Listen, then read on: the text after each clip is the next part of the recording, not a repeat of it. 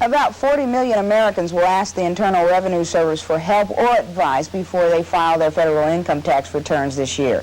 Jim Axel of TV5 Special Unit wanted to find out what kind of advice those taxpayers will get. A member of our special unit, posing as a member of an average family, went to 3 IRS tax assistance centers. We went prepared with the same information we used in checking out commercial tax preparation firms. The 3 centers were located in East Point, Marietta, and in downtown Atlanta. We found out quickly that the IRS does not prepare your return. They only offer advice.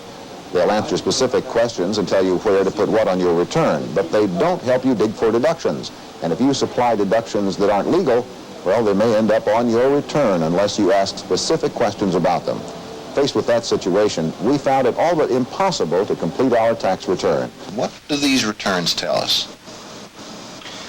Well, in my opinion, they tell us that enough advisory attention was not paid to the party who was seeking help from the Internal Revenue Service preparers. If you bring a listing of your deductions to us, we presume that those deductions are correct and ask you to put them on the return on the lines that are designated on the return.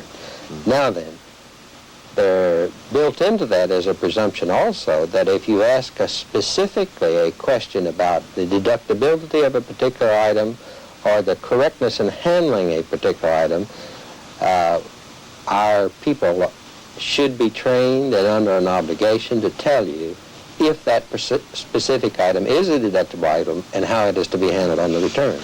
But on an information sheet such as this, if something is not on here, even though it may appear obvious, they're not going to ask for it, are they? No, we do not do an in-depth or probing interview. We take the items that you have listed on your list of deductions and ask that you place them on the return. IRS officials say 85% of those asking for help file the short form.